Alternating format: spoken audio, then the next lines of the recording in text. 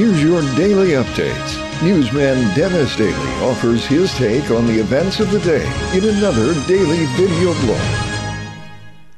Hi, and thanks again, everybody. It's a gray day here in Long Beach, California. We're looking out the window here from the office down an alley, and if we're lucky, we'll see the metro train go past in the distance. But this is an area, as I've talked about before, that has a really tough parking problem. And with all the rain, you can see the standing water there in the alley.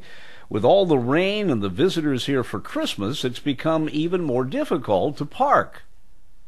I bring this up because I'm a firm believer you can find just about anything on the internet, and today I went to Google and typed in the history of the parking lot. And sure enough, there are a lot of entries there.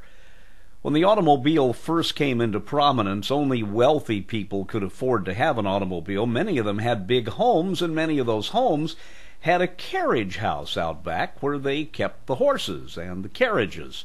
Well, those became the first garages. But pretty soon it became evident, particularly in big cities, that something had to be done in the downtown area, and that was to create off-street parking.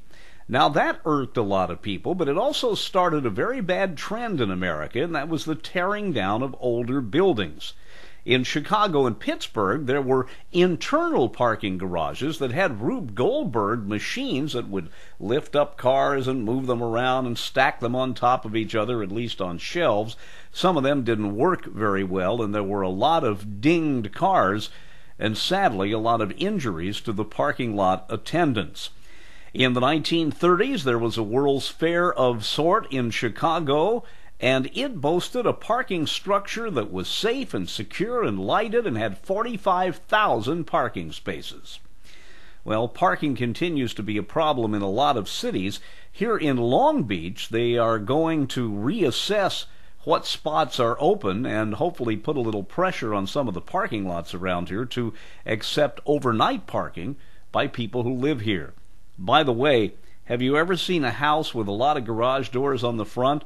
Portland, Oregon passed an ordinance that the garage can't take up more than a third of the width of the home, because many homes look like multi-car garages with a little house attached. I'm Dennis Daily with your daily news update.